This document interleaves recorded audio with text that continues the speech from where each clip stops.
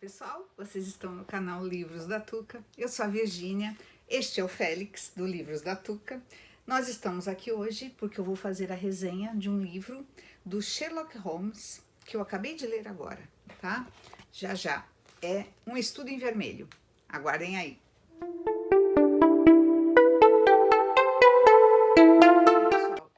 O que eu quero comentar com vocês, em primeiro lugar, é que por que eu estou lendo Sherlock Holmes? Ah, detalhe, eu nunca tinha lido Sherlock Holmes. Eu, uma fã incondicional de Agatha Christie, nunca tinha lido Sherlock. Veja só, meu pai lia e eu, sei lá, passei batido. Mas enfim, depois eu vou comentar o que eu achei. O que eu queria dizer é que eu estou fazendo parte de um grupo de leitura agora nesse primeiro semestre de 2021, chamado Livrando-se em 2021.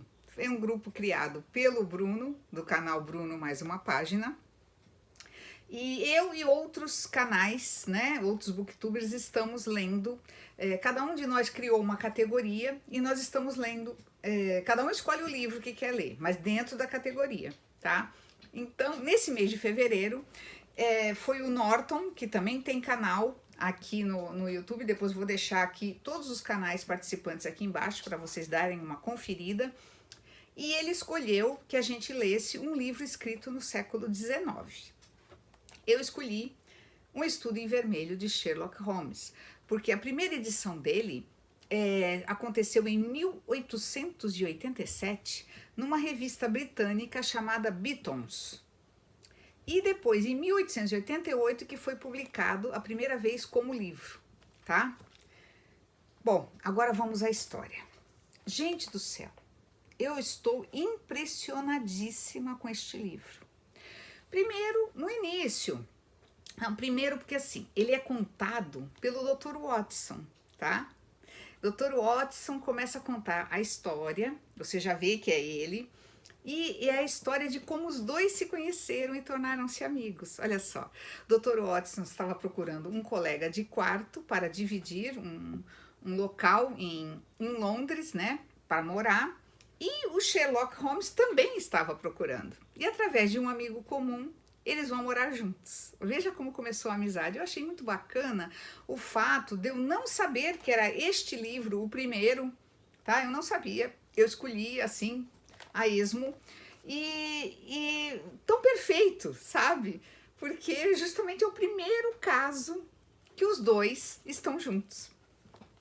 Mas enfim, eles começam o Sherlock, ele era tido como um detetive amador, tá? Ele pesquisava, ele, como vai dizer, observava muito bem as provas e tudo o que pudesse acontecer nos assassinatos, né? E ele é chamado pela Scotland Yard para resolver um assassinato que eles não estavam entendendo como havia sido cometido, cheio de mistérios, sabe?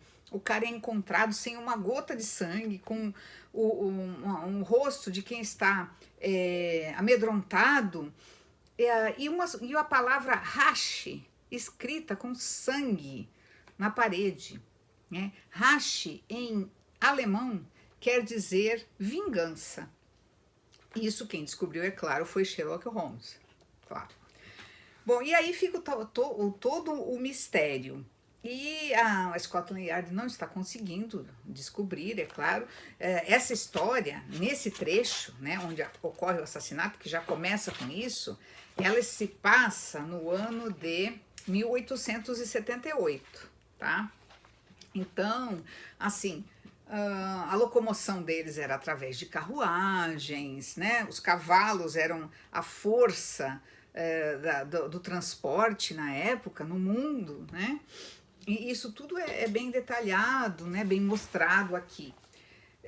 Bom, a investigação transcorre como qualquer outro livro de detetive, tá? De suspense. Não vou contar, naturalmente, o resultado.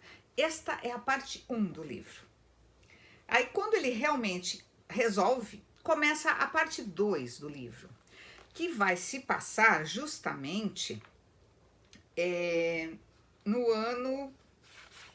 anos antes, no ano de 1847, ou seja, quase 40 anos antes, tá, do ocorrido.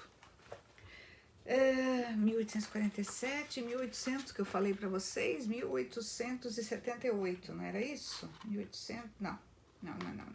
1878, isso. 1847 é 30 anos, né? 30 anos de diferença. Bom, aí começa a história.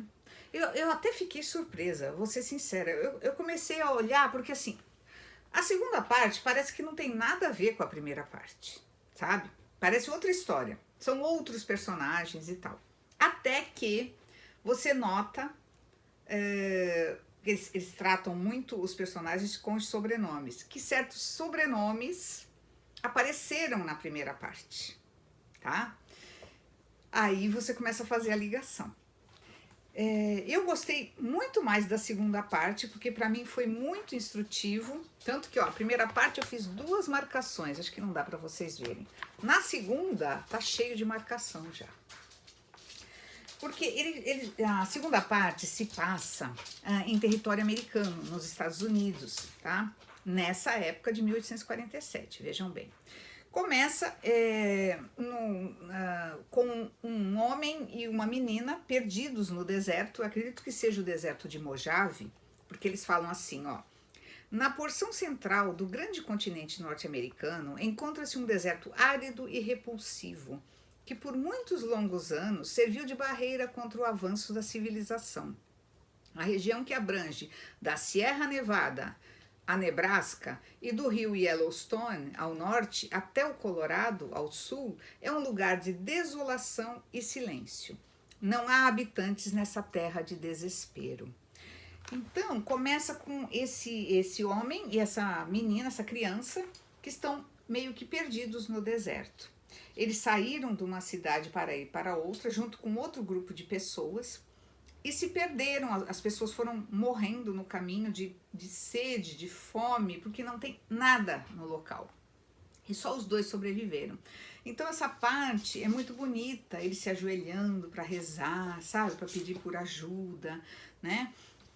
Até que, enquanto eles estão tirando uma soneca, descansando um pouco, aparece um grupo de pessoas, não foi um pequeno grupo, eram 10.000 pessoas em carruagens e tal, que os salva desse local inóspito. Porém, quando ele fala com o chefe da caravana, digamos assim, ele explica a eles que eles são mormons, é uma religião chamada a religião dos santos dos últimos dias, algo assim. Que eles iriam salvá-los, mas que o que eles iam pedir em troca é que eles se convertessem a tal religião. E imediatamente o John Ferrier, que é o homem, falou que tudo bem. Aí eles perguntam sobre a menina tem 5 anos, ele fala assim, ela não é minha filha, mas a partir de agora ela vai se chamar Lucy Ferrier. E assim foi. E eles vão caminhando com o pessoal, são alimentados naturalmente e tal, até que eles vão fundar uma cidade no estado de Utah. Olha só, eu achei muito bacana, porque vocês sabem que eu amo os Estados Unidos, porque é uma parte da história americana que eu não conhecia, tá? Eles fundam essa cidade e cada um recebe um pedaço de terra, eram terras selvagens até então. E cada um vai lutar com suas próprias armas, com as suas próprias forças para crescer, enfim, evoluir, né? Tudo dentro da religião deles. Até aí tudo bem, certo? O senhor Ferrier, né, o John Ferrier, ele consegue realmente, ele era um homem muito trabalhador, muito honesto, ele consegue crescer na sua pequena fazenda, consegue até, para os termos da época, ficar rico, digamos assim como os outros, sabe? Com as plantações, com tudo. Enfim, e a menina vai crescendo, certo? Vai passando os anos, a menina vai se tornando uma linda mulher. Agora, o detalhe que é contado aqui, eu acho que a ideia dele foi justamente passar um pouco sobre essa religião que naquela época ela permitia que houvesse casamentos polígamos, é assim que fala? Ou seja, os homens podiam ter várias esposas, coisa que ele, John Ferrier, não aceitava.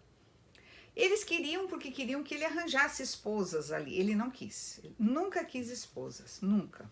Nem esposa, nem esposas. Nem no plural, nem no singular, tá?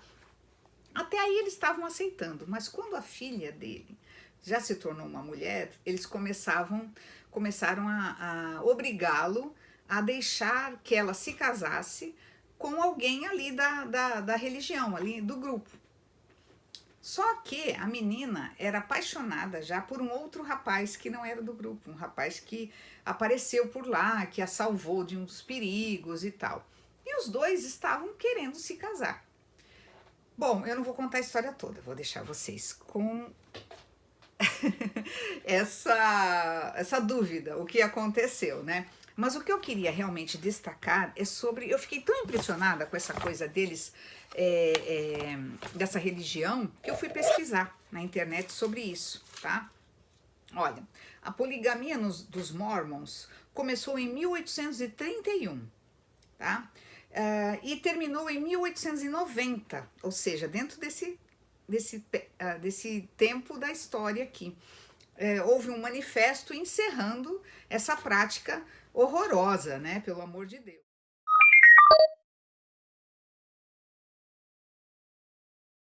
Enfim, o fundador dessa religião foi o Joseph Smith.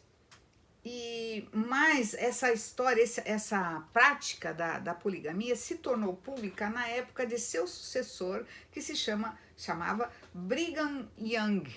Esse Brigham Young, ele aparece na história.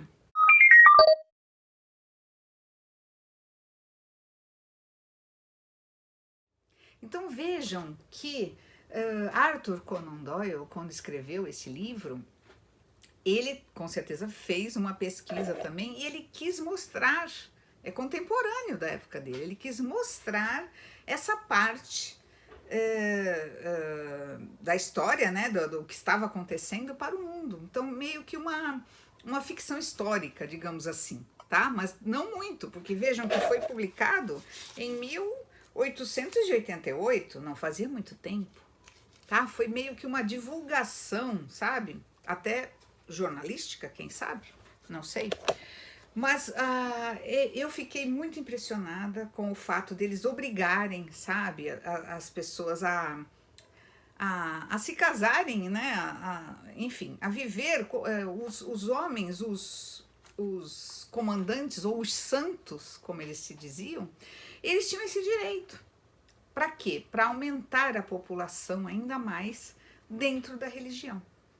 Então é uma coisa assim que para os nossos dias de hoje totalmente inaceitável, né? Embora a gente saiba que há religiões que permitem isso, né? Não vem ao caso aqui, mas há muita coisa desse tipo ainda, infelizmente, no nosso mundo.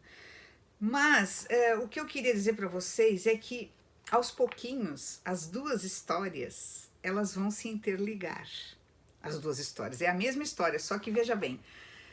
Ai, gente, achei divino. Como a ideia dele juntou tudo no final para a gente entender o que aconteceu, a maneira como aconteceram os assassinatos, porque são dois, tá? E não vou contar mais nada agora, porque senão vocês vão falar o que eu faço com o livro, não é mesmo? Leiam, porque vale muito a pena. Eu amei. E vou dizer para minha amiguinha Agatha Christie que agora eu também vou ler um pouco mais de Sherlock Holmes, viu? Um pouco mais de Arthur Conan Doyle. Eu tenho mais dois dele aqui, porque eu comprei um boxinho que estava em oferta há pouco tempo, da editora Príncipes, e tenho mais dois dele aqui que eu lerei, tá bom? É isso, gente, que eu queria contar para vocês. Espero que vocês tenham gostado. Eu tenho incentivado vocês a entrar nessa leitura, uma leitura fácil, uma leitura rápida. Você vai querer devorar, assim como os livros da Agatha, tá bom? Quer mais? Bom, gente, obrigada a quem gostou. Por favor, coloque o positivo aqui, porque ajuda demais o canal, tá? O YouTube, quanto mais positivo a gente tiver, mais ele divulga o nosso vídeo, tá bom? Um beijo a todos, obrigada, tchau!